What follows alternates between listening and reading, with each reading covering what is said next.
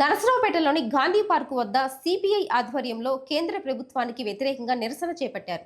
Neat paper leakage వ్యవహారంపై నైతిక బాధ్యత వహిస్తూ కేంద్ర విద్యాశాఖ మంత్రి ధర్మేంద్ర ప్రధాన్ రాజీనామా చేయాలని సిపిఐ జాతీయ కార్యవర్గ సభ్యురాలు అక్కినేని వనజ డిమాండ్ చేశారు. విద్యార్థులపై నమోదైన కేసులు ఎత్తివేసి బాధ్యులపై కఠిన చర్యలు తీసుకోవాలని కోరారు. ఈరోజు భారతదేశ వ్యాప్తంగా ప్రజాస్వామ్యము చాలా ప్రమాదంలో పడింది అనేటువంటిది నిన్న జరిగినటువంటి ఢిల్లీ ఘటనలో చూపిస్తూ ఉన్నాయి. ఢిల్లీలో లక్షలాది మంది విద్యార్థులు చలో పార్లమెంటు పిలిపివ్వగానే లక్షలాది మంది విద్యార్థులు భారతదేశ వ్యాప్తంగా కూడా ఢిల్లీ జంతర్ మంతర్ వద్ద అనేక ఇబ్బందులు అనేక కష్టాలు వచ్చి రావడం జరిగింది.